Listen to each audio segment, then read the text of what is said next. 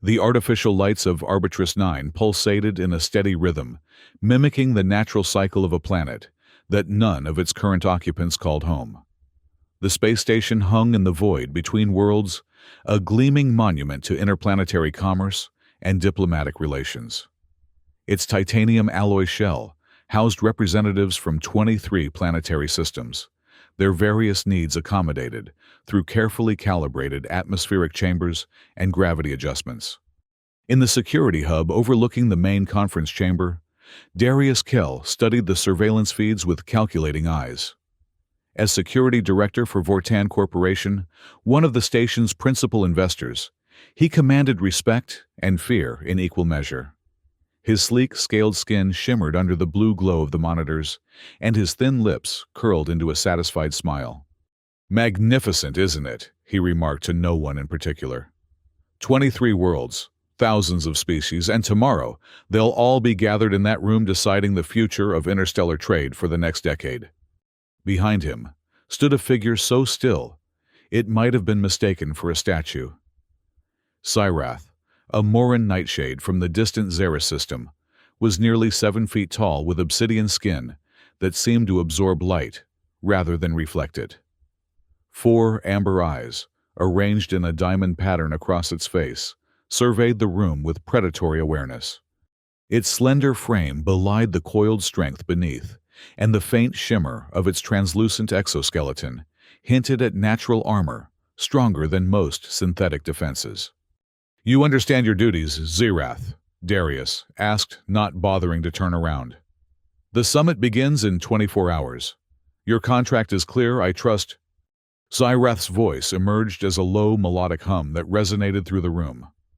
"The terms are acceptable. I stand guard at the main entrance. No unauthorized access. Threat neutralization as required." Darius nodded satisfied. The Moran nightshade species was known throughout the galaxy as apex predators, merciless hunters with unparalleled sensory abilities and combat prowess. They rarely left their homeworld, and when they did, it was only as high-priced mercenaries or bounty hunters. Having one on his security team was both a status symbol and a tactical advantage. "There's been a change to the guest list." Darius mentioned, bringing up a new file on the central display. "Earth is sending a delegation. First time they've participated in an Arbitrus summit." Cyrath's eyes focused on the display, absorbing the information with characteristic efficiency. "Humans. Carbon-based omnivores. Classification potential threat." Darius laughed, the sound sharp and dismissive. "Hardly. They're new to interstellar politics. Barely got their warp technology working 50 years ago. They're here to observe and learn, nothing more." He paused, considering. "Still keep an eye on them. I'm curious how they'll react to everything." The subtle emphasis wasn't lost on Xerath, whose senses were attuned to the minutest changes in vocal patterns. There was something Darius wasn't saying, some ulterior motive behind the instruction. But the contract didn't require understanding, only obedience. "Acknowledged. Human delegation observation priority." Darius nodded, then gestured toward the door. "Get some rest. Tomorrow will be eventful." As Xerath glided from the room, its movement so fluid it seemed to float rather than walk, Darius turned back to the monitors. With practiced efficiency, he activated a private communication channel encrypted with protocols known only to a select few within Vortan. "The asset is in place," he murmured. "Operation proceeds as planned." The response came seconds later, a voice distorted by encryption. "Good. The time for diplomacy is over. Vortan will not share its resources with lesser species." Darius terminated the connection and leaned back in his chair, a cold smile playing across his features. The Moran nightshade was the perfect weapon, deadly obedient and utterly alien to human psychology. When the time came, it would follow orders without question or hesitation. Or so he believed. The main docking bay of Arbitrus 9 was a cacophony of sounds and smells that would overwhelm most organic beings. The harsh, metallic scents of coolants mingled with the exotic pheromones of a dozen different species. Automated announcements in the station's universal trade language echoed across the vast chamber, barely audible over the hum of anti-gravity platforms and the hiss of environmental seals being broken. Xyrath observed it all from a shadowed alcove near the security checkpoint. The Marun had positioned itself strategically, able to monitor all approaches to the main conference area while remaining partially concealed. Its 4 eyes worked independently, scanning different sections of the crowded space, while its other senses, many of which had no equivalent in most humanoid species, gathered additional data. The Earth delegation was scheduled to arrive within the hour. Xyrath had spent the night cycle studying everything available on human physiology and behavior. The information was surprisingly sparse, considering humans had been part of the interstellar community for nearly half a century. What little data existed suggested they were unremarkable bipedal mammals, with average sensory capabilities and modest physical strength. Yet Darius's unusual interest suggested there was more to these creatures than the records indicated. A series of tones announced the arrival of a new vessel, and Xyrath's attention shifted to the primary airlock. The seal hissed open to reveal a sleek ship of unfamiliar design, streamlined where most interstellar vessels were bulky, with an elegant simplicity that contrasted with the ornate styling preferred by older spacefaring races. Earth Diplomatic Vessel Horizon, requesting docking confirmation, announced the station's AI. Clearance granted. Welcome to Arbitrus 9 representatives of Sol System. The first human to emerge from the airlock was tall for their species, standing just over 6 feet. Their dark skin contrasted with short silver hair, and they moved with a deliberate grace that immediately captured Xyrath's attention. 2 more humans followed, a shorter female with auburn hair, bound tightly at the nape of her neck, and a broad-shouldered male whose watchful eyes surveyed the docking bay with professional assessment. Xyrath's sensory organs detected something unexpected, a subtle biochemical signature emanating from all 3 humans. Their bodies seemed to be in a constant state of regulated exertion, their core temperatures higher than most station inhabitants, their musculature continually making micro-adjustments to maintain balance in the station's artificial gravity. The first human approached the check-in terminal and spoke in a clear, measured voice. Ambassador Elijah Kemp of Earth, along with my attaché Dr. Amara Chen and Security Chief Lieutenant Mira Serra. Xyrath's membranes twitched in surprise. Dr. Chen. The directive was clear, observe the humans, but there had been no mention of a scientist among them. This suggested possibilities that hadn't been considered in the initial assessment. The station AI processed their credentials with typical efficiency, and a guide drone materialized to escort them to their assigned quarters. As they moved away from the airlock, Xyrath noticed something else, something that triggered ancestral recognition patterns in its neurology. The way the humans moved. Each step was measured energy efficient and purposeful. They maintained awareness of their surroundings, without obvious head movements, their eyes constantly scanning. And most tellingly, they positioned themselves in a loose triangle formation that maximized their collective field of vision while protecting their center mass. The pattern was unmistakable to a Moran nightshade. These were the movements of persistence hunters. Xyrath had studied the evolutionary history of many species. Most intelligent life evolved either as prey animals that developed tools to compensate for physical vulnerability, or as opportunistic omnivores that balanced fight and flight responses. But a rare few, like the Marun themselves, evolved as apex predators, beings whose neural architecture was fundamentally shaped by the act of hunting. Humans, according to their biological classification, were omnivores with relatively modest physical capabilities. Yet they moved like predators, not the ambush hunters that relied on sudden bursts of speed or strength, but the rarer kind persistence hunters who tracked prey across vast distances, wearing them down through superior endurance and tactical thinking. The realization sent a strange vibration through Xyrath's neural network. These humans were more interesting than anticipated. As the delegation disappeared into the main transit corridor, Xyrath activated its secure comlink. Security Director Kell, human delegation has arrived. Initial assessment anomalous. Darius's voice came back immediately tense with unexpected concern. Explain. Movement patterns and physiological markers inconsistent with provided data. Recommend enhanced surveillance. Stay with your primary assignment, Darius snapped. I'll handle the surveillance adjustments. Report any direct contact immediately. The communication ended abruptly, leaving Zirath with the distinct impression that Darius was rattled by this development. The Moran's contractual parameters were clear, but its personal interest was piqued. These humans warranted closer observation. Zirath moved silently through the station's service corridor's pathways, designed for maintenance drones, that were largely ignored by the various delegations. The Maroon's natural camouflage abilities, the slight bending of light around its exoskeleton, rendered it nearly invisible in the dimly lit passages.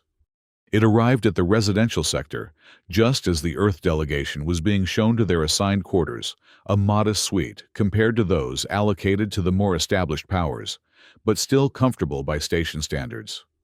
From its vantage point in a recessed maintenance hatch, Zirath observed the three humans as they conducted a methodical inspection of their accommodations. Their behavior was revealing. Ambassador Kemp examined the communication systems, while Lieutenant Sarah performed what appeared to be a security sweep, checking for surveillance devices with a handheld scanner. Most telling was Dr. Chen, who was taking environmental readings with a device of unfamiliar design. Interesting, Sarah muttered just loudly enough for Zirath's enhanced hearing to detect. 7 different monitoring systems, only 3 of them registered with station security. Kemp nodded, unsurprised. Expected. The question is who's listening. Everyone, Dr. Chen replied with a soft laugh. That's the point of these summits, isn't it? Information gathering disguised as diplomacy. The lieutenant completed her sweep and disabled what appeared to be a miniature surveillance drone concealed in an air vent, one that Zirath knew belonged to Vortan's private security network. The ease with which Sarah identified and neutralized the device was noteworthy. Such technology was supposed to be undetectable to all but the most advanced scanning systems. What about our friend in the maintenance shaft? Sarah asked casually, not looking up from her scanner. Zirath froze its neural pathways, firing in shock. It had made no sound, emitted no detectable energy signature, and was concealed in shadow, deep enough to foil most visual detection systems. Yet they knew it was there. Ambassador Kemp glanced toward Zirath's hiding spot, his expression neutral. I believe our observer is just doing its job. Station security, most likely. He raised his voice slightly. We understand the need for caution. This is our first Arbitrus summit after all. The directness of the acknowledgement demanded a response. Contractually, Zirath was not obligated to reveal itself, but instinct and curiosity overrode protocol. The Moran emerged from the shadows, allowing its natural camouflage to fade. Your detection capabilities exceed expected parameters. Zirath observed its melodic voice filling the room. If the humans were startled by the Moran's appearance, they didn't show it. Sarah positioned herself slightly in front of the others, a protective stance but not overtly aggressive. Moran Nightshade. She identified her eyes, taking in Zirath's form with professional assessment. Interesting choice for station security. I am contracted to Vortan Corporation, Zirath clarified, studying their reactions closely. Security Director Kell assigned observation duties. Ambassador Kemp stepped forward, hands visible at his sides in a universal gesture of non-aggression. Then, we welcome Vortan's interest in Earth's first participation in the summit. I hope our presence contributes positively to the proceedings. The formal diplomatic response was textbook, but Zirath detected subtle inconsistencies between the ambassador's words and his biochemical signals. There was caution beneath the courtesy, alertness behind the affability. Your delegation's security measures are thorough, Zirath noted, gesturing toward the disabled drone. Dr. Chen smiled. A gesture, Zirath understood, was meant to convey friendliness in humans. Though the subtle tension in her facial muscles suggested otherwise. Standard protocol. We're still learning the customs of interstellar diplomacy. The explanation was reasonable, but incomplete.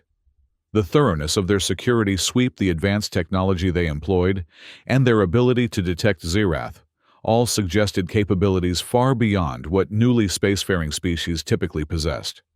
Your assessment of the summit's purpose is accurate, Xerath said, referencing Dr. Chen's earlier comment about information gathering. Yet your detection capabilities suggest preparedness beyond diplomatic necessity. Lieutenant Sarah's posture shifted, almost imperceptibly, her weight balanced to enable rapid movement if needed. We find it's better to understand our environment fully. Wouldn't you agree? The question carried implications beyond its simple wording, an acknowledgement of shared predatory instincts. Perhaps Xerath found itself intrigued by the human's directness. Understanding environment is survival, the Moran agreed. Observing behavior reveals truth beyond words. Ambassador Kemp's expression remained diplomatically neutral, but his eyes, remarkably expressive by Moran standards, conveyed thoughtful assessment. And what behavior have you observed from us thus far, if I may ask? The question was bold, challenging the observer to reveal its own observations. Few beings would directly ask a Moran nightshade for its assessment, knowing the predator's perceptions could expose vulnerabilities. Xerath considered its response carefully. The contract with Vortan required observation and reporting but did not prohibit direct interaction. You move as hunters, it stated simply. Persistence hunters. Rare evolutionary path. Explains much. A flicker of surprise crossed the ambassador's face, the first genuine reaction Xerath had witnessed. That's an interesting observation. Most species focus on our technological development or social structures. Those are constructed, secondary, Xerath responded. Movement patterns are primal, cannot be falsified. Dr. Chen appeared genuinely interested now, her scientific curiosity overriding caution. The Moran evolved as ambush predators. Correct, your neurological structure must process environmental data very differently from ours. Xerath tilted its head, the gesture an acknowledgement of the astute observation. Few non-Moran understood the fundamental differences between ambush predators and persistence hunters at the neurological level. Different hunting strategies shape different perceptions, it confirmed. You track, we strike, you endure, we overwhelm. Complementary approaches. Ambassador Kemp suggested, his tone thoughtful. Each effective in the right circumstances. The observation was unexpectedly insightful, recognizing strengths rather than comparing them hierarchically as most species would. Before Xerath could respond, its comm unit activated with an urgent priority signal. Asset report immediately, came Darius's voice, tension evident, despite the encryption. Why have you broken observation protocol? Xerath regarded the humans, noting their alert postures at the interruption. They had clearly heard the communication despite its supposedly private channel, further evidence of enhanced capabilities. Surveillance compromised, Xerath reported factually. Direct contact established to maintain information gathering. Return to command center immediately, Darius ordered. That's a direct contractual instruction. The invocation of the contract was significant, a reminder of the binding agreement that governed Xerath's actions on the station. Yet, for the first time since accepting the assignment, the Maroon felt a curious reluctance to comply. Acknowledged. It responded, then addressed the humans. Our interaction is concluded for now. Summit security protocols remain in effect. Ambassador Kemp nodded respectfully. Of course, we look forward to a productive summit. As Xerath moved toward the exit, Lieutenant Sarah spoke once more. You know, the interesting thing about contracts is, they're only as binding as the respect between the parties who make them. The Maroon paused, registering the deliberate emphasis in her words. A human perspective, it noted. Perhaps, she replied, or just the perspective of someone who knows the difference between a tool and a partner. The distinction resonated in ways Xerath hadn't anticipated. Without further comment, it slipped back into the service corridor neural pathways, humming with new patterns of thought.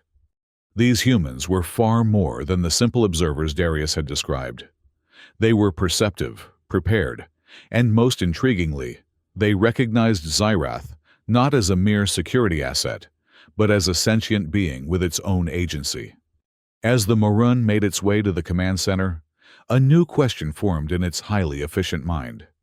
What was Darius Kell really planning for this summit, and why had he particularly wanted the humans observed?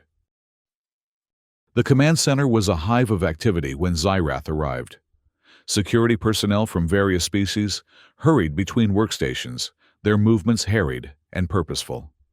In the center of the controlled chaos stood Darius, his scaled skin flushed with dark patterns that indicated agitation in his species. "Explain yourself," he demanded, as soon as Xyrath entered, not bothering to lower his voice or move to a private area. "You were assigned to observe only." Surveillance was detected and neutralized. Xyrath responded calmly. Alternative information gathering methods were required. Darius's eyes narrowed to slits. "That's impossible. Our systems are undetectable to Earth technology." "Evidence suggests otherwise." The Morin stated its tone neutral, despite the implied criticism. The humans demonstrated capabilities inconsistent with provided intelligence. Several nearby security officers paused in their tasks, attention caught by the unusual spectacle of someone challenging Director Kell. Darius noticed the audience and gestured sharply toward his private office. Once the door sealed behind them, he rounded on Xyrath, his composure cracking. "Do you understand what's at stake here? This summit will determine resource allocation across 7 sectors for the next decade. Vortan's position must be secured." "My contract specifies security duties," Xyrath reminded him, "not political maneuvering." Darius laughed a sharp sound devoid of humor. "Don't be naive. Every security action on this station is political." He moved to his desk and activated a holographic display. "The Earth delegation concerns me. Their arrival was too convenient, their timing too perfect." The display showed surveillance footage of Ambassador Kemp in conversation with representatives from 3 other planetary systems, all minor powers, who had historically aligned with positions contrary to Vortan's interests. "They've been here less than 3 hours, and already they're forming coalitions," Darius muttered. "They're supposed to be observers, yet they're acting like seasoned diplomats." Xyrath studied the footage, noting the comfortable ease with which the humans interacted with the alien representatives.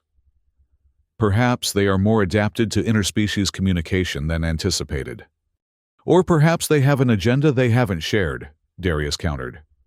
He hesitated, then seemed to come to a decision. "Your primary assignment remains unchanged. You'll guard the main conference room entrance during tomorrow's session. But I'm adding a secondary objective monitor, the Earth delegation closely during the proceedings. If they attempt to access restricted systems or areas, detain them immediately." The instruction bordered on political interference rather than legitimate security concerns, but it didn't explicitly violate the terms of Xyrath's contract. Still, the Morin found itself unusually hesitant. "Specified grounds for detention," it inquired. Darius waved a hand dismissively. "Use your judgment. That's why we're paying your exorbitant fee, isn't it? For your predator's instincts." The statement was both accurate and incomplete. Morin nightshades were valued for their hunting abilities, true, but those abilities included highly evolved discernment about prey behavior. Xyrath was beginning to suspect that Darius considered the humans prey rather than potential security threats. "The contract specifies protection of summit integrity," Xyrath noted, "not advancement of Vortan interests specifically." Darius's expression hardened. "The two are aligned in this case. Vortan has invested more in this station and this summit than any other entity. Our interests are the summit's interests." The logic was flawed, but challenging it further would serve no purpose. Xyrath inclined its head in acknowledgement, if not agreement. "Understood. Primary assignment maintained, secondary observation implemented." Darius studied the Morun with narrowed eyes, perhaps sensing the reservation behind the formal acceptance. Remember your place in this Zyrath. You're a tool, an expensive and effective one, but a tool nonetheless. Don't forget that. The words echoed Lieutenant Sarah's earlier comment about the difference between tools and partners. The parallel was striking, and it triggered a complex cascade of neural responses in Zyrath's mind. Tools function according to design within contractual parameters. The Morun responded its melodic voice, taking on a subtly different harmonic. I will perform as agreed. The careful phrasing was not lost on Darius, whose jaw tightened momentarily before he nodded. Good. Take position in the residential hub for the night cycle. The delegates will be attending a reception. Observe their interactions, but maintain distance. Zyrath left the command center with its assignment clear, but its neural patterns in unusual flux. The interaction with the humans had triggered recognition sequences that felt both alien and familiar, a paradoxical response that demanded further analysis.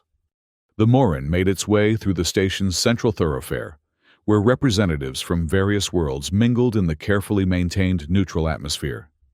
The reception was being held in the station's grandest space, a multi-tiered atrium designed to accommodate the diverse physiological needs of all attendees. From a shadowed observation point on the upper level, Zyrath located the Earth delegation among the crowd. They had changed from their travel attire into more formal garments, but their alert postures remained unchanged. Ambassador Kemp moved smoothly between conversation groups, while Dr. Chen appeared engaged in deep discussion with a Saurian scientist. Lieutenant Sarah maintained a casual but vigilant position near a support column, her gaze systematically sweeping the room in a pattern Zyrath recognized as standard security procedure. More interesting than their physical positioning was the social dynamic unfolding around them.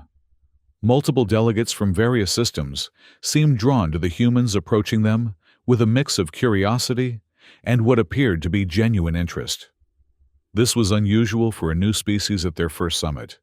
Typically, established powers maintained polite distance from newcomers until their political positions were clear. Zyrath's auditory receptors capable of isolating specific conversations, even in crowded environments, focused on Ambassador Kemp's exchange with a Centaurian trade minister. Find your perspective refreshing. Ambassador, the minister, was saying their translator, rendering their clicks and whistles into the station's common language. Most newcomers arrive with demands or grievances. You come with questions.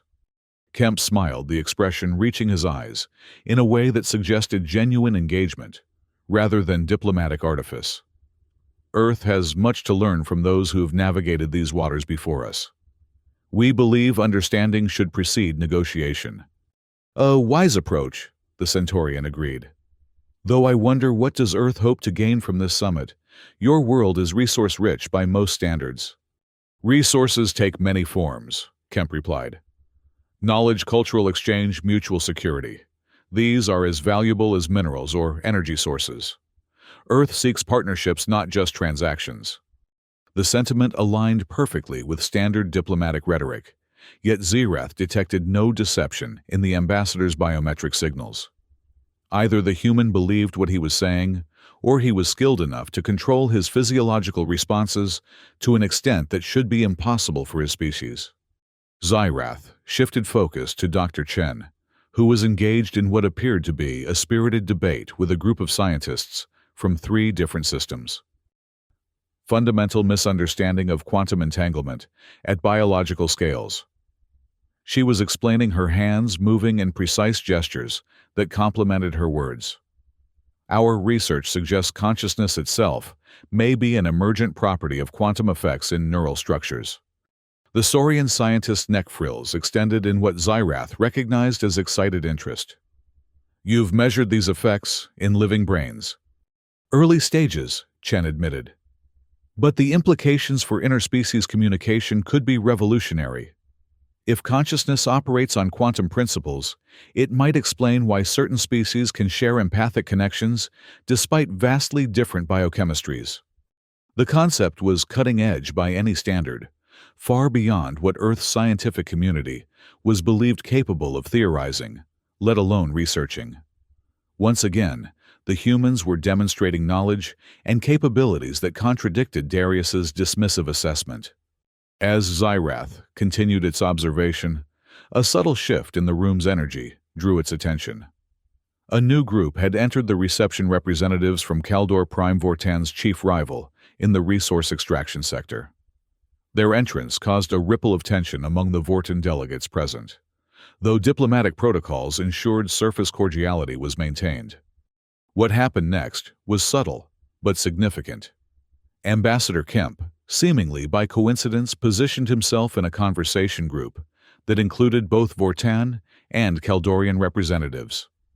With skill that even Xyrath had to admire, he guided the conversation toward shared interests, defusing the underlying tension through seemingly casual observations that highlighted mutual benefits rather than competitive differences. Lieutenant Sarah, meanwhile, had shifted position to maintain line of sight with the ambassador, while simultaneously scanning a new section of the room. Her gaze briefly met Xyrath's across the distance, an acknowledgement that she knew exactly where the Morin was watching from, despite its concealed position. The direct eye contact was unexpected. Most species avoided visual engagement with Morin nightshades, instinctively recognizing them as predators. Yet, Sarah's gaze held neither fear nor challenge, merely professional recognition, one security specialist to another. Xyrath found itself responding with a slight inclination of its head, a gesture of acknowledgement that was not part of its assigned protocol. The human returned the gesture almost imperceptibly before resuming her scan. The exchange lasted less than 2 seconds, yet it triggered another cascade of unusual neural responses in Xyrath's mind. Here was a being who recognized the Morin for what it was, respected its capabilities, and offered a form of professional courtesy without submission or aggression. It was, Xyrath realized, the first time any being on the station had interacted with it as an equal, rather than a tool or a threat. The realization was interrupted by a priority alert from Darius's security network. All assets maintain surveillance on Earth delegation. Priority 1. Report any deviation from expected social parameters. The instruction was unusual in its vagueness. Expected social parameters was not a standard security metric, and assigning priority 1 to such surveillance suggested Darius was increasingly concerned about the human's presence. As Xyrath continued to observe, it noted multiple Vortan security personnel moving to positions throughout the reception hall, their attention clearly focused on the Earth representatives. The pattern suggested more than routine security interest. It appeared closer to targeted monitoring. Dr. Chen seemed to notice the attention as well. Without interrupting her conversation, she made a subtle hand gesture toward Sarah, who immediately, but casually, shifted toward Ambassador Kemp.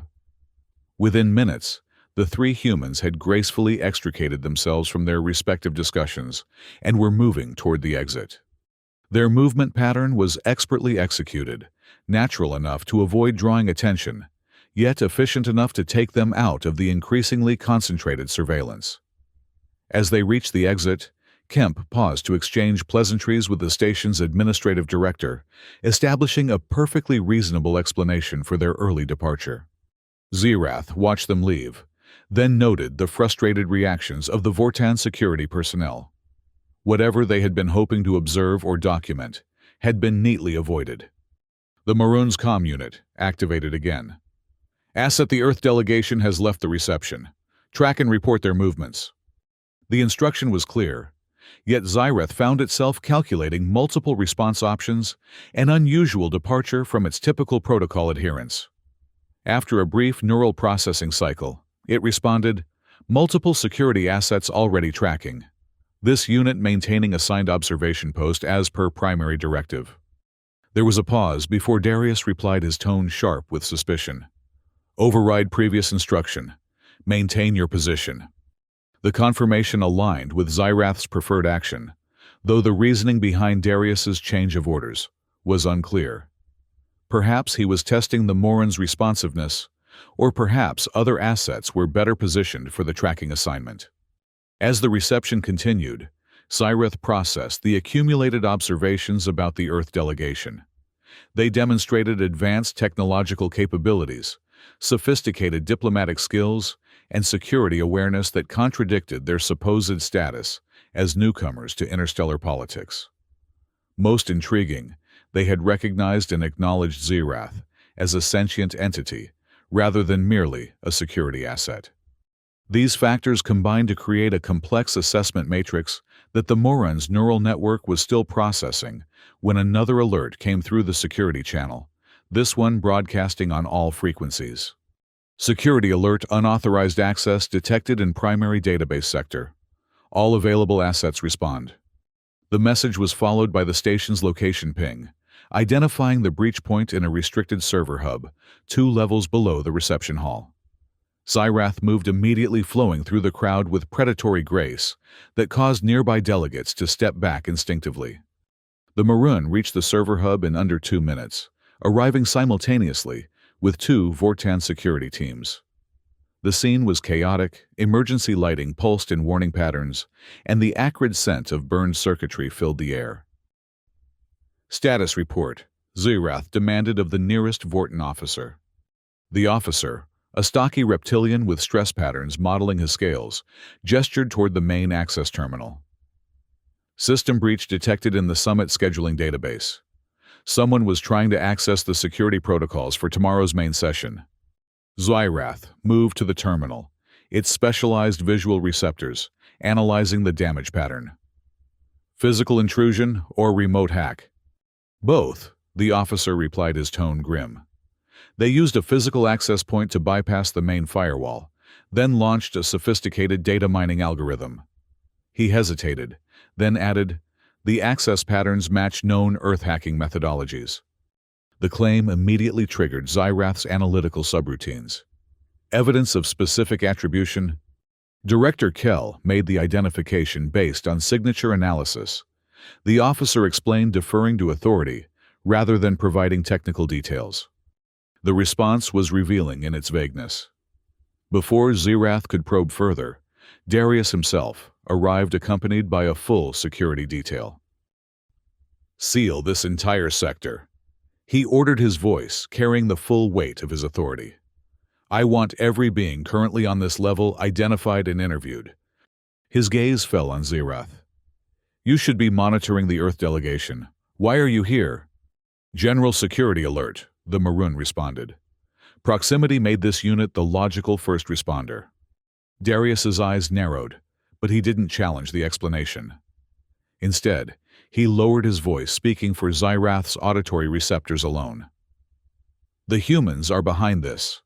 Their arrival, their anomalous behavior, and now this breach, it all points to a coordinated intelligence operation. Evidence is circumstantial, Zirath noted. Attack signature easily falsified. I don't pay you for your investigative skills, Darius snapped. Tomorrow's session will proceed as scheduled, but security protocols are now at maximum. You'll be positioned inside the conference room rather than at the entrance. The change was significant, placing Zirath in direct proximity to the delegates rather than as a perimeter guard. Purpose of reassignment. Darius's voice dropped even lower. The Earth delegation will be seated in Section 3 near the emergency exit. If they make any suspicious movements during the proceedings, you are authorized to neutralize them immediately. The instruction crossed a critical threshold in Zirath's contract parameters.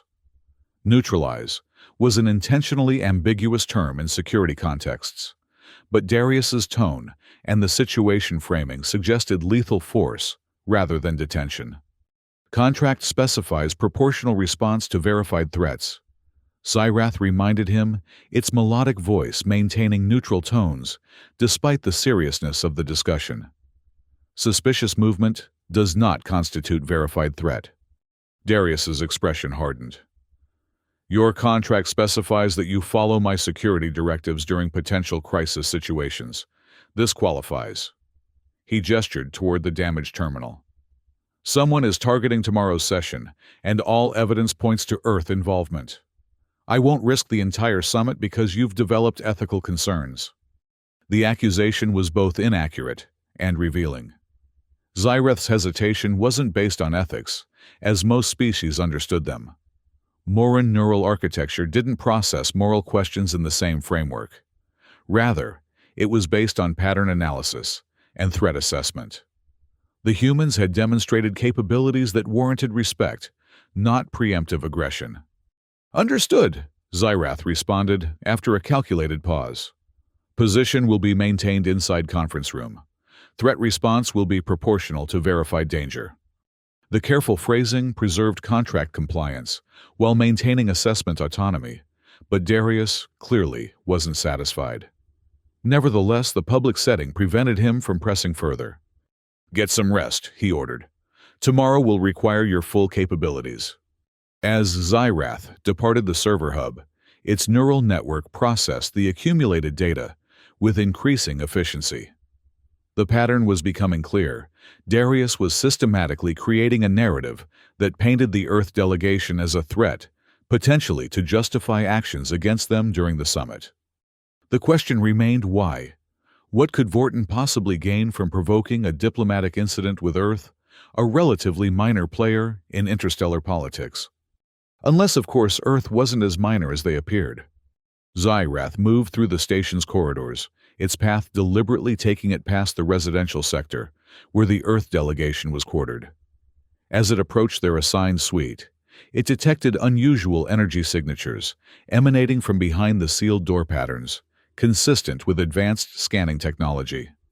The Maroon hesitated neural pathways calculating risk factors against potential information gain. After processing multiple scenarios, it made a decision that fell within contract parameters, but pushed their boundaries. It knocked. The energy signatures immediately shifted, and after a brief pause, the door slid open to reveal Lieutenant Sarah. Her expression registered mild surprise before settling into professional neutrality. "Security specialist," she acknowledged. "An unexpected visit."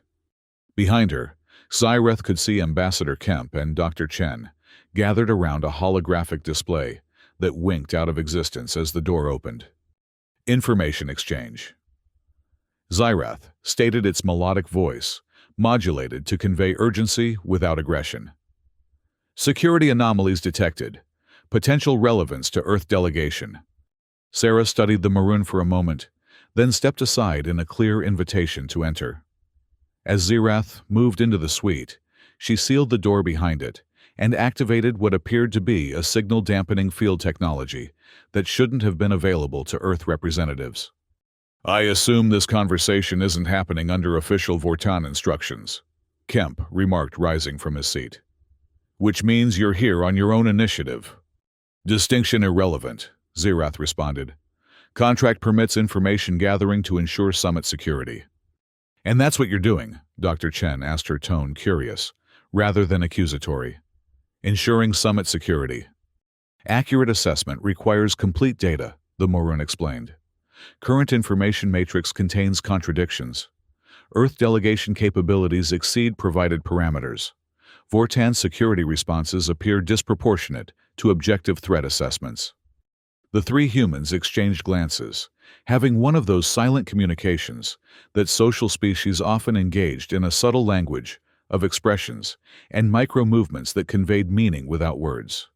"You believe we're being targeted," Kemp said finally. "It wasn't a question." "Evidence suggests predetermined narrative construction," Xyreth confirmed. "Server hub breach attributed to Earth without forensic verification. Security Director Kell has reassigned this unit to interior conference positioning with authorization for preemptive action based on subjective assessment." Sarah's posture shifted subtly, her weight balanced for potential movement. "In other words, he's positioned his pet apex predator to take us out if we so much as sneeze wrong during tomorrow's session." The characterization was reductive but essentially accurate. Simplified but correct. Kemp's expression remained calm, though his elevated heart rate betrayed tension. "Why tell us this? Your contract is with Vortan." The question struck at the core of Zirath's unusual neural patterns since first encountering the humans. After a processing cycle, it responded with simple truth. You recognize this unit as sentient entity, not tool. Distinction matters. The statement hung in the air, its implications expanding in the silence that followed. It was Dr. Chen who finally responded, her voice gentle. Of course you're sentient. The notion that Moran nightshades are merely biological security tools is an absurd fiction that corporations like Vortan perpetuate to justify their contractual practices. The assessment aligned with Zirath's own developing conclusion, but hearing it stated so directly triggered a cascade of neural recalibrations. Your delegation possesses unusual knowledge and capabilities, the Moran observed. Inconsistent with established data on Earth development timeline. Ambassador Kemp smiled slightly. Let's just say Earth has been more careful about what information we share during our initial integration into interstellar society. We learned from others' mistakes, Sarah added. Most species broadcast everything about themselves when they achieve faster than light travel. Their strengths, weaknesses, resource needs, social structures. Makes them easy targets for exploitation. So you presented incomplete data, Zirath concluded. Strategic information management. We presented accurate but selective information, Kemp corrected. Earth is indeed new to interstellar travel, relatively resource-rich, and eager to learn. What we didn't broadcast is that humans have spent thousands of years perfecting the art of warfare diplomacy and intelligence gathering among ourselves. The clarification explained much about the delegation's capabilities, but raised new questions about their presence at the summit. Purpose of Earth participation in Arbitris Summit, Zirath inquired. Dr. Chen answered this time. Officially observation and relationship building. Unofficially, she glanced at Kemp, who nodded permission. We received intelligence suggesting Vortan plans to use this summit to force through exclusive mining rights in the Cygnus sector, rights that would give them control over rare elements, critical to next-generation propulsion systems. If they succeed, Sarah continued, they'll effectively control who can and can't develop advanced starship technology for the next century. They'd create a monopoly that would make them the dominant power in this quadrant. The scenario aligned with known Vortan corporate objectives and explained Darius's unusual focus on the Earth delegation. If humans possessed more advanced capabilities than publicly acknowledged, they might represent a significant obstacle to Vortan's plans. Tomorrow's conference session, Zirath said. You anticipate specific action by Vortan. Kemp nodded grimly. Our intelligence suggests they plan to introduce evidence that the Cygnus sector contains hazardous anomalies that only their proprietary technology can safely navigate. They'll propose an emergency measure giving them exclusive access for the safety of all. But it's fabricated evidence, Dr. Chen added. The Cygnus sector is unusual, but not particularly dangerous with proper precautions. Zirath processed this information, integrating it with observations of Darius's behavior and the suspicious server breach. Theory server intrusion was self-generated, created to establish security pretext. Our conclusion as well, Sarah confirmed. Classic false flag operation. They'll use the Earth hacking attempt as justification for heightened security measures that just happen to limit debate and expedite voting procedures. The tactical assessment was sound and aligned with Zirath's own analysis. Yet one critical question remained. Why share this information with me? The Moran asked. Contract legally binds this unit to Vortan interests. Ambassador Kemp stepped forward, his expression serious. Because you've demonstrated something rare in our experience, a genuine commitment to truth, rather than merely following orders. You're here seeking information to make an accurate assessment, not to blindly enforce someone else's agenda. And, Sarah added with a slight smile, because Apex recognizes Apex. You knew what we were the moment you saw us move. The acknowledgement resonated through Zirath's neural network, confirming observations that had been cycling since first encountering the humans. Persistence hunters, it agreed. Patient, observant, territorial but cooperative. The Morun's head tilted in a gesture of consideration. Effective predators despite physical limitations. We compensate with tools and teamwork, Dr. Chen explained. Humans evolved to pursue prey that was often faster and stronger. We learned to coordinate, to think ahead, to outlast rather than overpower. The evolutionary strategy was different from the Morun approach to hunting, yet Xerath recognized its effectiveness. More importantly, it explained the humans' approach to interstellar politics, patient observation, careful positioning, and strategic alliance building, rather than raw demonstrations of power. Contract terms require presence at tomorrow's session, Xerath stated. Position will be as directed by Security Director Kell. Kemp nodded, understanding the constraints. We respect your contractual obligations. We're merely providing information that may help you fulfill those obligations with complete awareness of the situation. The diplomatic phrasing was clever, acknowledging the contract, while subtly suggesting that true fulfillment might require independent judgment. Before Xerath could respond, a priority alert activated across all station channels. Attention all delegates and station personnel. Due to security concerns, tomorrow's general session has been rescheduled to begin in 6 hours. All delegates must be present for mandatory security screening 4 hours before session commencement. This is not a drill. Repeat, this is not a drill. The announcement was followed by Darius's voice on Xerath's private comm channel. Asset report to Security Command immediately. New protocols in effect. The sudden schedule change confirmed that Vortan was accelerating its plans, likely in response to the Earth delegation's unexpected capabilities. They're moving faster than anticipated, Sarah observed, already gathering equipment. Trying to catch us off guard. Ambassador Kemp turned to Xerath, his expression grave. Whatever you decide, know that Earth recognizes the Moran Nightshades as sovereign beings, not tools to be contracted. If events complicate your current arrangement, we would welcome discussion of mutual cooperation. The offer was unexpected and unprecedented. No major power had ever formally recognized Moran sovereignty or offered diplomatic relations to their homeworld. Acknowledged, Xerath responded, neural pathways processing the implications. This unit must report as instructed. Dr. Chen stepped forward, holding out a small device. A token of scientific exchange. Completely passive, no transmission capabilities. Simply a cultural artifact. Xerath accepted the object, recognizing it as a data storage module, disguised as a ceremonial emblem. The gesture was significant, offering information without demanding immediate commitment. May your hunting be successful, Sarah said as Xerath moved toward the door, using a traditional Moran farewell that few outsiders would know. The Morun paused, neural network registering surprise at the cultural knowledge. And may your persistence be rewarded. It responded, completing the ritual exchange before slipping into the corridor.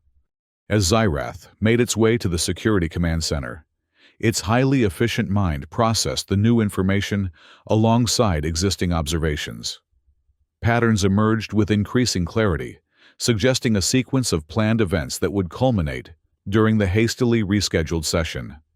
The contract with Vortan remained binding in legal terms, but its parameters had been compromised by Darius's manipulations and false pretexts.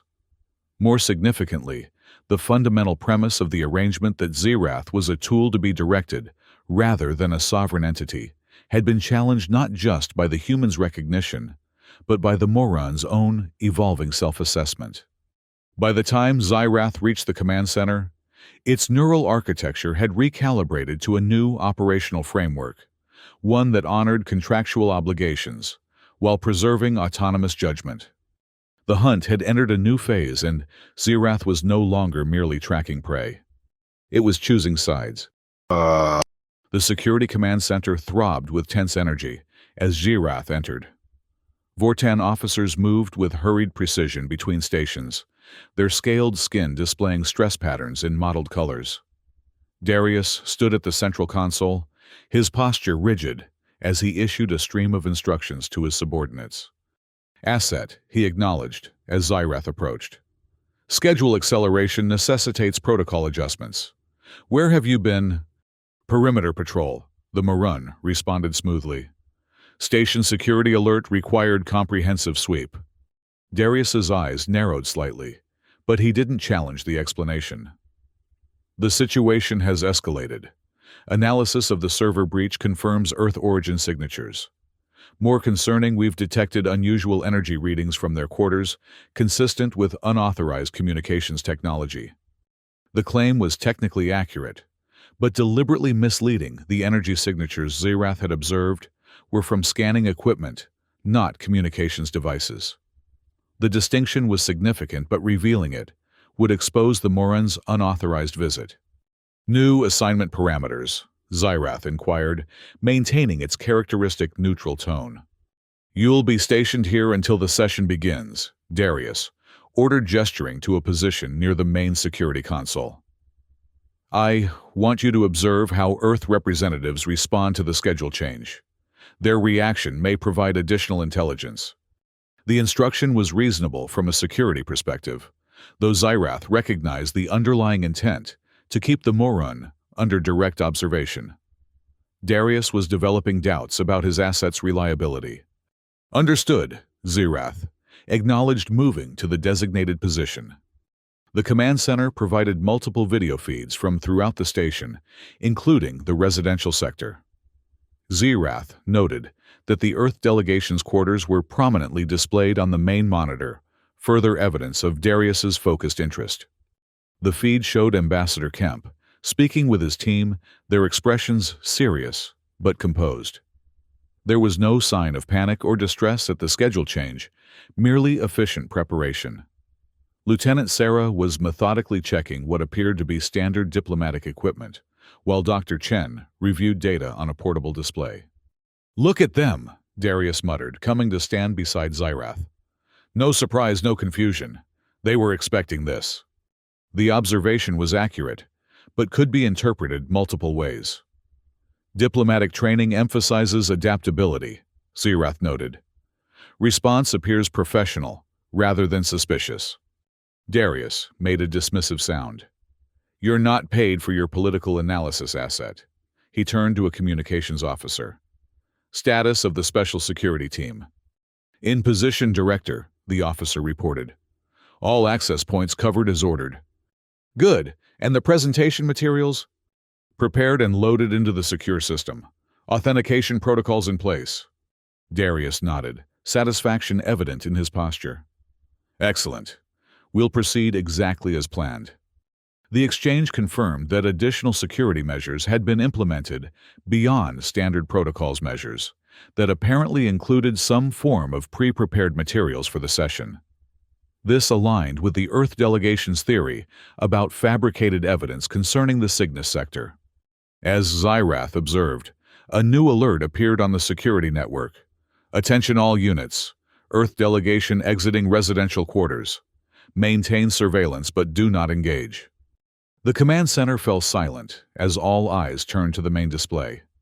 Ambassador Kemp led his team into the corridor, their movements unhurried and deliberate. They were dressed in formal diplomatic attire with no visible weapons or suspicious equipment. They're heading to the conference level early, Darius observed. Interesting choice. Logical response to schedule change, Xerath countered. Allows familiarization with altered security procedures. Darius shot the Maroon a sharp look.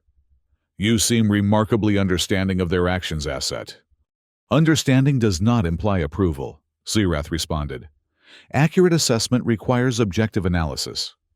The distinction appeared to satisfy Darius momentarily, though his suspicion remained evident in his biometric signatures. You'll take position in the conference room in 2 hours. Until then, continue monitoring the feeds. Report any unusual patterns immediately. As Darius moved away to consult with other security officers, Xerath's neural network processed the accumulated data with increasing efficiency. The pattern was clear. Vortan was implementing a coordinated plan to manipulate the summit proceedings with the Earth delegation as either an obstacle or a scapegoat. The surveillance feeds tracked the humans as they made their way to the conference level, where delegates from various systems were already gathering in response to the rescheduled session. The Earth representatives moved with casual confidence, engaging in brief conversations with other delegates.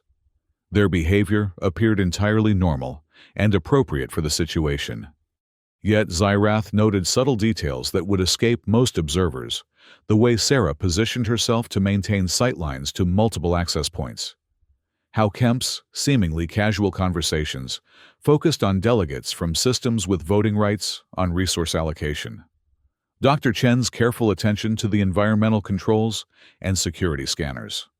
They were gathering information, establishing connections, and mapping the modified security landscape, all while appearing to engage in routine diplomatic socializing. "They're good," came a voice at Xyrath's side. The Maroon turned to find Tasik Darius's deputy security officer studying the same feeds. The Saurian's neck frills were extended slightly, in what his species used to indicate thoughtful assessment. Behavioral patterns consistent with diplomatic personnel. Xyrath responded neutrally. Tasik made a soft clicking sound, the Saurian equivalent of a knowing chuckle. Perhaps we're watching a very effective infiltration team. He glanced at Xyrath. I've studied humans more extensively than most. Did you know their military history extends back thousands of years? Their entire civilization evolved through constant warfare among themselves. The information aligned with what Ambassador Kemp had shared about humanity's selective disclosure of their capabilities. Many species have violent evolutionary histories, Xyrath noted. True, Tasik acknowledged. But most outgrow it as they develop technologically. Humans seem to have refined it instead. He gestured toward the screen, where Lieutenant Sarah was now engaged in conversation with a Centaurian security officer. Look at their security specialist, her posture movement patterns, awareness radius. Classic military training, not diplomatic protection. The assessment was accurate, though Xyrath detected an unusual undertone in the Saurian's voice, something closer to admiration than suspicion. Your conclusion, the Morin inquired. Tasik's neck frills rippled in the pattern that indicated measured concern. That we should be very careful about underestimating them, regardless of Director Kell's assessment. He hesitated, then added more quietly. Not all Vortan security personnel share his interpretation of events. The statement was cryptically precise, communicating dissent without explicitly challenging authority. Before Xyrath could respond, an alert flashed across the security network. Unidentified device detected in conference preparation area. All available units respond. Containment protocols in effect. The command center erupted into activity as officers rushed to workstations and emergency response teams deployed. The main display shifted to show the conference room antechamber, where security personnel were converging on a small object placed near the environmental control panel. Explosive, Xyrath inquired neural pathways already calculating response scenarios. Unknown, Tasik replied, monitoring the incoming data. Initial scans show no explosive compounds, but it's emitting an unusual energy signature. Darius pushed through the crowd, his scales flushed dark with agitation. Report. Device appears to be a custom scanner of some kind, sir, an officer responded. Not station authorized. Origin unknown. Origin unknown, Darius repeated incredulously. Who was last seen in that area? The surveillance feeds rewound, showing various delegates and staff moving through the antechamber. The Earth delegation had passed through earlier, but so had representatives from at least 7 other systems. Inconclusive, sir, the officer admitted. The device was placed in a blind spot between camera coverage. Darius's expression hardened. Convenient. Has the Earth delegation been notified of this security incident? Not specifically, sir. A general alert has been issued to all delegates. Keep it that way, Darius ordered. I want to observe their reaction when they learn about it through official channels. He turned to Xyrath. Change of plans. You'll take position in the conference room immediately. Monitor the Earth representatives when they arrive. Full threat assessment protocols. The instruction carried clear implications, but remained within contractual parameters. "Acknowledged," Zirath responded, moving toward the exit. As the Morun left the command center, its neural network processed the new development with heightened efficiency. The timing and placement of the unidentified device was suspicious, creating a security incident that would justify increased restrictions just before the critical session. Zirath moved through the station corridors with predatory grace, its path taking it past the security team, analyzing the mysterious device. A quick sensory scan confirmed what the Morin had suspected. The device was emitting energy patterns, consistent with standard environmental monitoring equipment, not unlike what Dr. Chen had been using in the Earth delegation's quarters. It appeared to be a sophisticated red herring, a plant designed to create security concerns without posing actual danger. When Zirath reached the main conference chamber, preparations for the session were well underway. Station staff adjusted atmospheric settings to accommodate the various species expected to attend, while security personnel conducted final sweeps of the room. The chamber itself was impressive, a vast circular space with tiered seating arranged around a central presentation area. Translator nodes were embedded throughout, ensuring all communications would be simultaneously converted to each species' preferred language. Zirath took position near the section assigned to the Earth delegation, as per Darius's instructions. From this vantage point, the Morun could observe not only the humans when they arrived, but also the main entrance and the emergency exits. Delegates began to enter in small groups, many engaged in hushed conversations about the sudden schedule change and the security alert. The tension in the room was palpable, creating exactly the atmosphere of unease and uncertainty that would facilitate rapid decision-making with minimal debate, precisely the conditions Vortan would need to push through their proposal. Ambassador Kemp and his team were among the last to arrive, entering with composed expressions that revealed nothing of their awareness of the unfolding situation. As they took their seats, Lieutenant Sarah's gaze immediately located Zirath, acknowledging the Morin's presence with a slight inclination of her head. Dr. Chen leaned toward Kemp, murmuring something too low for even Zirath's enhanced hearing to detect at this distance. The ambassador nodded slightly, his attention focused on the central podium, where Darius had just appeared, alongside the summit's official moderator. Distinguished delegates. The moderator began her translator, rendering her words in the universal trade language. Thank you for your cooperation with the revised schedule. Due to security concerns, we have implemented enhanced protocols for today's session. As she outlined the changes, restricted movement during proceedings, modified voting procedures, limitations on debate time, Zirath observed the reactions of the various delegations. Most showed signs of concern or confusion, but the Earth representatives remained calmly attentive, their biometric signatures indicating alertness but not surprise. When the moderator concluded her announcements, Darius stepped forward. Before we proceed with the agenda, I must address a security matter of grave concern to all present. The chamber fell silent as he activated a holographic display above the central podium. Earlier today, our security teams discovered an unauthorized surveillance device in the preparation area adjacent to this chamber.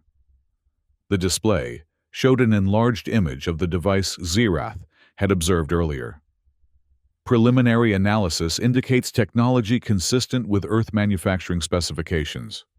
A murmur ran through the assembled delegates, and all eyes turned briefly toward the Earth delegation. Ambassador Kemp's expression remained neutral, though his pulse rate increased slightly, a normal response to unexpected accusation. Furthermore, Darius continued, our investigation of yesterday's server breach has confirmed Earth origin signatures in the intrusion code. Another holographic image appeared, showing what appeared to be technical data streams. These facts raise serious concerns about the true purpose of Earth's participation in this summit. The accusation was direct now, and the tension in the chamber intensified. Zirath observed various delegates shifting away from the Earth representatives, physical distancing that reflected diplomatic isolation. Ambassador Kemp rose slowly, his posture relaxed despite the hostile atmosphere. Point of order, moderator. Security Director Kell is making serious accusations without providing opportunity for response. The moderator hesitated, glancing at Darius, who nodded magnanimously. Of course, Ambassador. Please address the concerns raised. Kemp stepped into the central area, his movement drawing all attention. Distinguished colleagues, Earth categorically denies any involvement in security breaches or unauthorized surveillance. The device shown bears superficial resemblance to Earth technology, true, but such designs are easily replicated. He paused, allowing his words to register before continuing. More importantly, I must question why security matters are being presented as the first item of business in what should be a diplomatic and trade session. Perhaps Director Kell could explain the urgency. The redirection was skillful, shifting focus from defense against accusations to questioning the accuser's motives. Darius's scales flushed slightly, indicating irritation or discomfort. The urgency, Ambassador, is the safety of all delegates present, he replied smoothly. Which brings me to the main purpose of today's accelerated session. With practiced timing, he activated a new holographic display, this one showing a star chart of the Cygnus sector.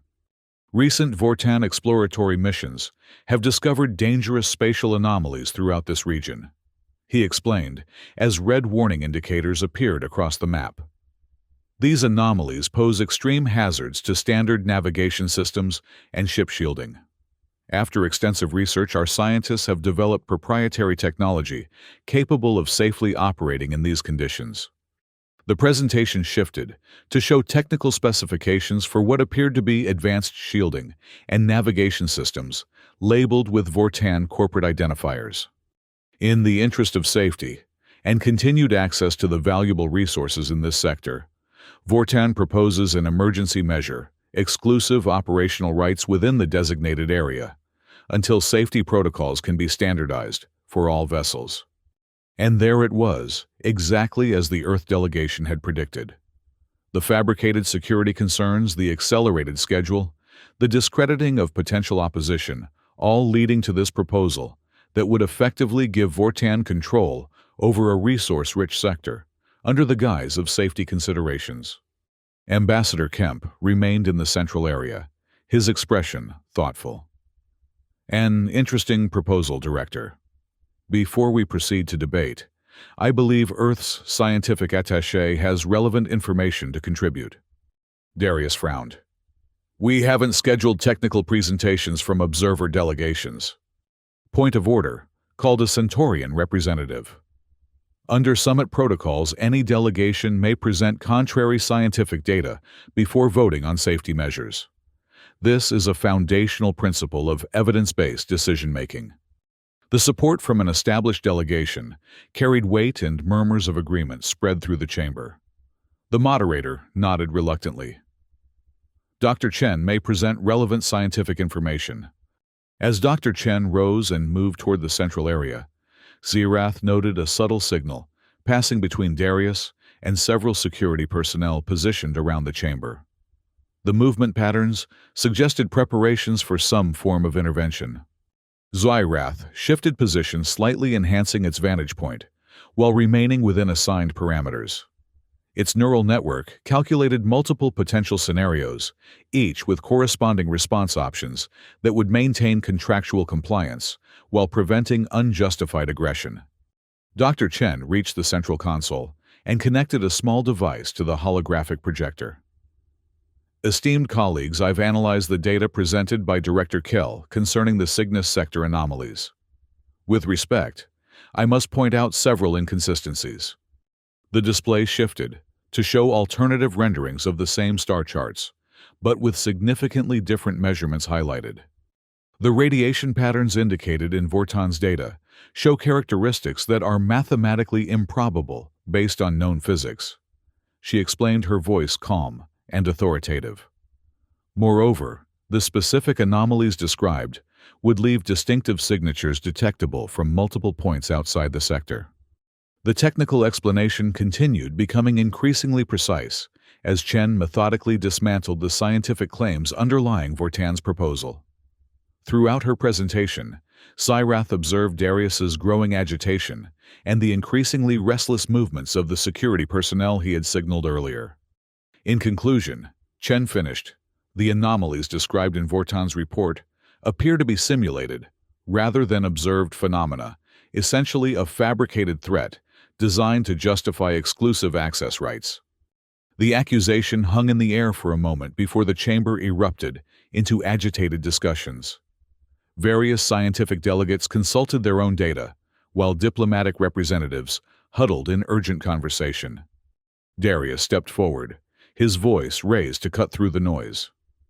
"These baseless accusations are exactly what we should expect from a delegation that has already demonstrated hostile intent through unauthorized surveillance and system intrusions." The moderator struggled to restore order as arguments broke out across the chamber. Amid the chaos, Cyrath's enhanced senses detected a subtle shift in the environmental systems, a slight change in air pressure and composition that wouldn't be noticeable to most species. Almost simultaneously, the Maroon observed one of Darius's signaled security officers activating a device concealed in his uniform. The correlation was unlikely to be coincidental. Before Cyrath could determine the exact nature of the threat, the chamber's main doors sealed with an emergency lockdown protocol, and alarm indicators flashed across all displays. "Security breach detected," announced the station AI. "Biohazard containment protocols activated. Please remain calm and in your assigned areas until further notice." The announcement sent a wave of panic through the delegates, many of whom rose from their seats in alarm. Darius immediately took control, his voice amplified by the chamber's communication system. "Remain seated. My teams will handle this situation." He turned toward the Earth delegation, his expression hard. "Security scans indicate the biohazard originated from Section 3, the Earth delegation's position." The accusation was precisely timed to direct the delegates' fear and anger toward the humans, creating a pretext for whatever action Darius had planned. Ambassador Kemp stood calmly facing the hostile stares, now directed at his team. "Director Kell," he said, his voice cutting through the growing noise, "Earth has brought no biological materials to this summit. I suggest an immediate independent scan to verify the source of this alarm." "That won't be necessary," Darius replied coldly. "Our systems are quite specific." He turned toward Cyrath, his voice carrying a command frequency that activated specific contractual protocols. "Asset security threat confirmed. Neutralize immediately." The command was what Cyrath had been expecting, the culmination of Darius's elaborate setup. In that moment, the Morun's neural network completed its final assessment, integrating all observed patterns into a coherent conclusion. Vortan had engineered this entire situation. The server breached the planted device, and now the false biohazard alert to eliminate the Earth delegation before they could interfere with the Cygnus sector proposal. The acceleration of the schedule, the security accusations, the fabricated scientific data, all parts of a coordinated strategy. Cyrath stepped forward, moving with fluid grace toward the central area where Ambassador Kemp and Dr. Chen stood. Lieutenant Sarah had positioned herself slightly in front of them, her posture indicating readiness for conflict, despite being apparently unarmed. As the Morun approached, Darius smiled coldly, anticipating the implementation of his command. The other delegates drew back, creating a space around the confrontation about to unfold. Cyrath stopped directly in front of the Earth delegation, its towering form casting a shadow across them. 4 amber eyes focused on Lieutenant Sarah, recognizing the kindred predator awareness in her gaze. "Security Director Kell," Cyrath's melodic voice resonated through the suddenly quiet chamber. "Assessment complete. Threat identified." Darius nodded sharply. "Proceed with neutralization." What happened next occurred so quickly that most observers could only process it after the fact. In one fluid motion, Cyrath turned away from the humans and launched itself toward a service panel near the chamber's environmental controls. Its specialized sensory organs had detected the true source of the anomalous readings, a small device emitting the biochemical signatures that had triggered the biohazard alert. Before anyone could react, the Morin extracted the device and held it up for all to see. False trigger mechanism, it announced, designed to simulate biohazard readings from target location. The revelation sent a shockwave through the chamber. Darius's face contorted in fury. Asset, you are in violation of your contract. Return to assigned position immediately. Contract specifies protection of summit integrity. Xerath responded, its tone unchanged, despite the dramatic shift in allegiance. False security threats compromise that integrity. Delegates throughout the chamber were now on their feet, demands for explanation coming from all sides. The moderator appeared overwhelmed, unable to restore order as accusations flew between various factions. Darius's hand moved to his command console, inputting a sequence that Xerath's enhanced vision recognized immediately, an override code for the chamber's security systems. Asset, he snarled, abandoning all pretense of procedure. Final warning. Return to assigned duties or face termination penalties. The threat held no weight against the clarity of Xerath's assessment. Contractual duties protect Summit from verified threats. Current verified threat security manipulation for political advantage. As the words registered across the chamber, several of Darius's security officers moved into position, their hands reaching for concealed weapons. The tension in the room reached critical levels as delegates realized they were locked in a chamber where armed conflict was about to erupt. Ambassador Kemp stepped forward, his voice projecting calm authority. I suggest we all take a moment to... The rest of his statement was cut off by a deafening explosion that ripped through the chamber's main entrance, shattering the sealed doors and sending fragments flying in all directions. Through the smoke and debris, armed figures in Vortan security uniforms poured into the room. Protect the delegates, Darius shouted, his performance flawless, despite the obvious coordination with the attackers. Earth terrorists have breached our security. The accusation was the final piece of his planned staged terrorism that would be blamed on Earth, eliminating opposition, while justifying both the security measures and the emergency proposal for the Cygnus sector. What Darius hadn't counted on was Xerath's decision. In the split second after the explosion, as delegates dove for cover and security personnel drew weapons, the Morin made a choice that defied contractual obligations, but aligned with a deeper, more fundamental aspect of its nature. It moved to protect the humans. With preternatural speed, Xerath positioned itself between the Earth delegation and the armed intruders, its exoskeleton hardening to maximum density to create a living shield. As weapons fire erupted across the chamber, the Morin's voice cut through the chaos, addressing Lieutenant Sarah, who had already taken up a defensive position. Tactical assessment. It inquired, as though they had fought together countless times before. Sarah didn't hesitate, responding with crisp efficiency. 12 hostile standard-issue Vortan weapons formation suggests Central Command node. She nodded toward Darius, who was now directing the attackers from behind the protection of the moderator's podium. Take the 3 on the left flank. Ambassador Kemp and I will handle crowd protection. The coordination was instantaneous, and natural predator to predator, hunter to hunter.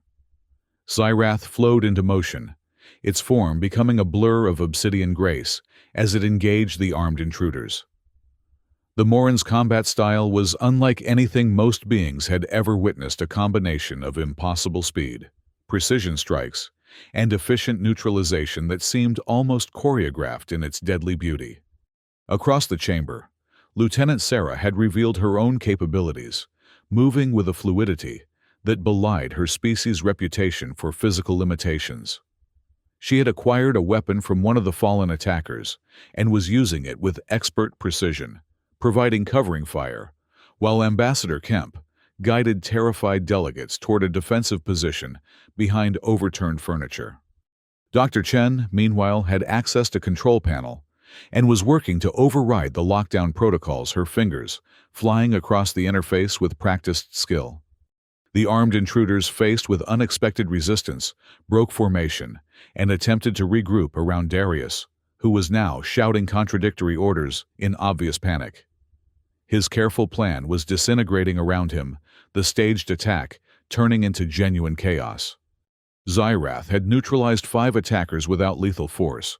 When it detected a new threat, one of the intruders had produced a different type of weapon, larger and of unfamiliar design.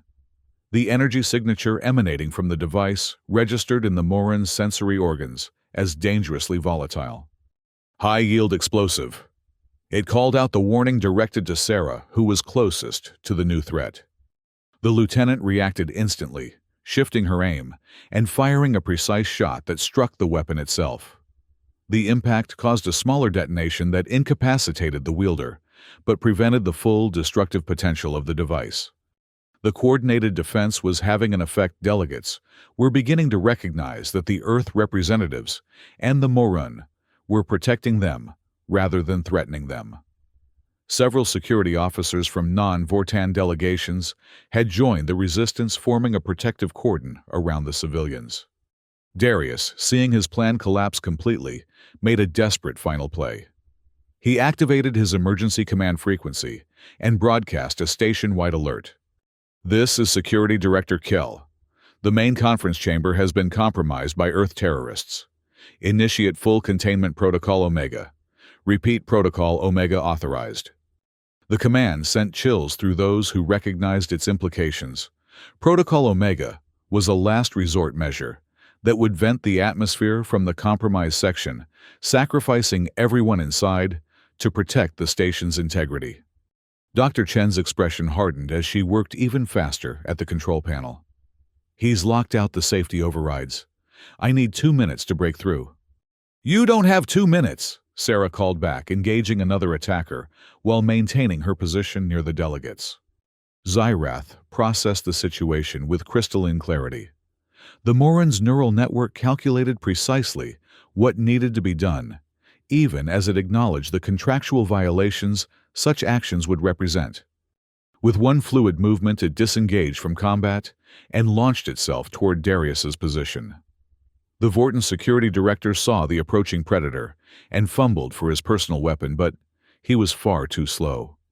Xyrath reached him in less than a second, one elongated limb wrapping around his throat with precise pressure, enough to restrain, but not to kill.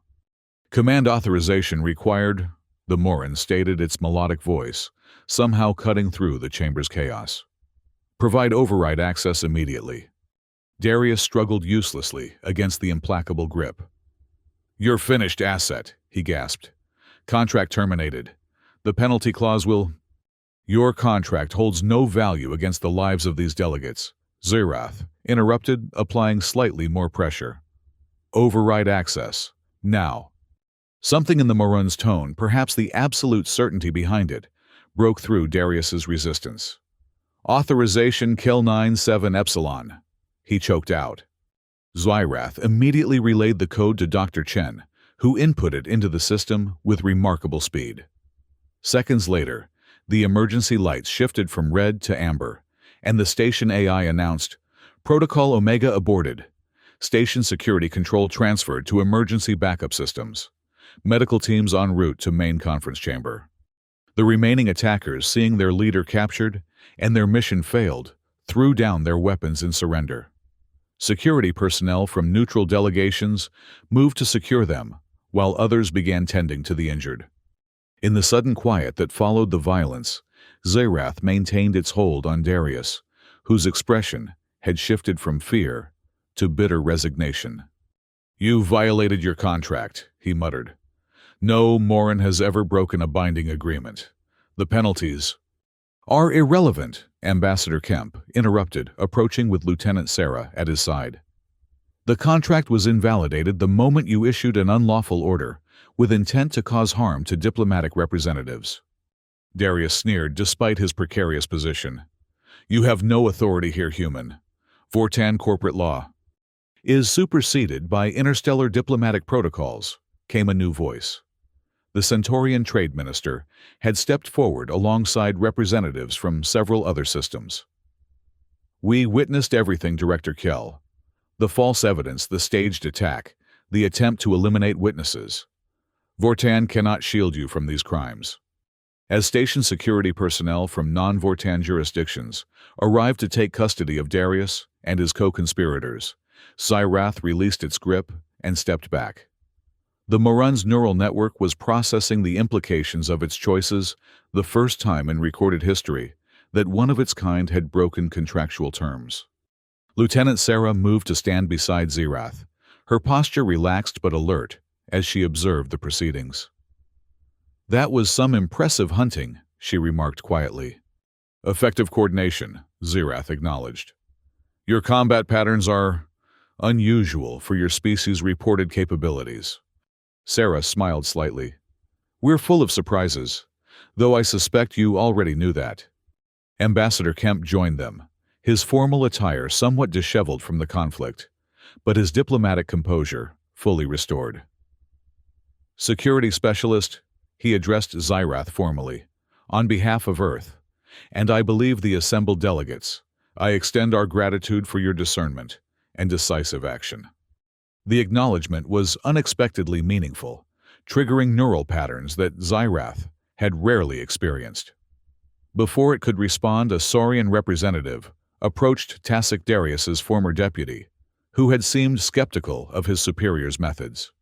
"The emergency session has been officially suspended," he reported. "Station administration has convened an inquiry panel to review these events." He turned to Xerath. "They've also requested your testimony, though.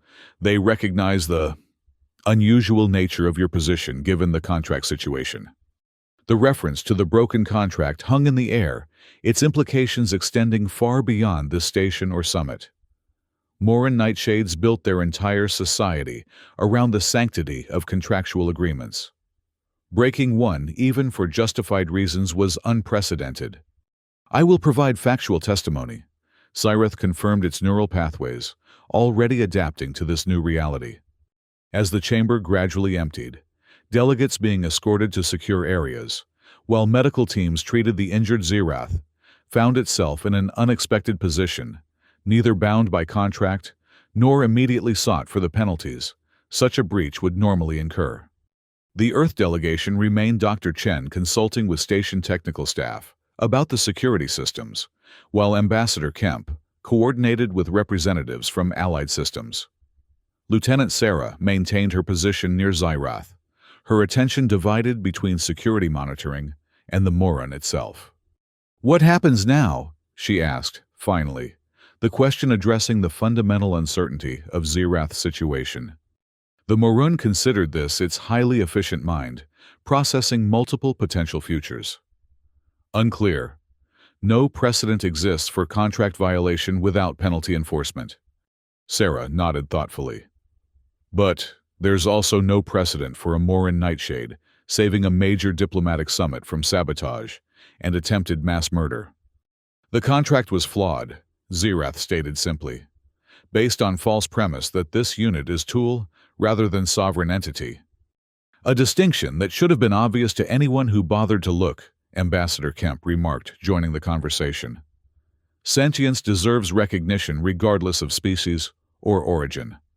The sentiment aligned with what the humans had expressed earlier, a recognition of Xerath's autonomous nature that went beyond the transactional relationships that had defined Morun interactions with other species. "Your delegation possesses unusual insight," Xerath observed, "and capabilities beyond reported parameters." Kemp smiled slightly. "Let's just say Earth learned early on that understanding others is more valuable than being understood." He paused, then continued with careful formality.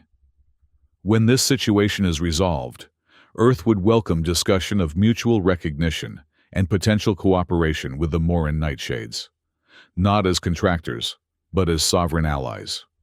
The offer represented something unprecedented: diplomatic recognition, rather than mercenary employment partnership, rather than utilization. Cyrath's neural network processed the implications, recognizing the evolutionary advantage of such an arrangement for both species. Persistence hunters and ambush predators. The Morun noted, referencing their earlier conversation. Complementary approaches. Exactly, Lieutenant Sarah agreed. Different strategies, similar goals. Before the conversation could continue, a station administrative officer approached with formal caution. Security specialist, she addressed Zerath. Station authority request your presence at the preliminary inquiry. They also ask that you bring any evidence relating to Director Kell's activities.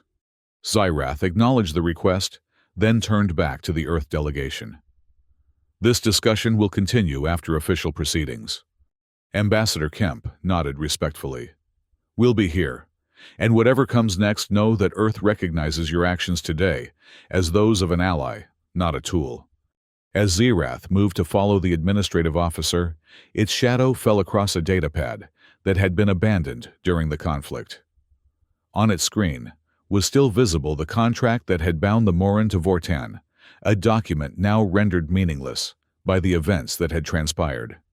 In that moment, Zerath recognized that something fundamental had changed, not just in its own status, but in the very nature of how its kind might interact with the wider galaxy. The future held possibilities that no contract could have anticipated. The hunt had taken an unexpected turn, leading not to prey, but to partners. And in the artificial light of Arbitrus 9, an apex predator joined a new pack.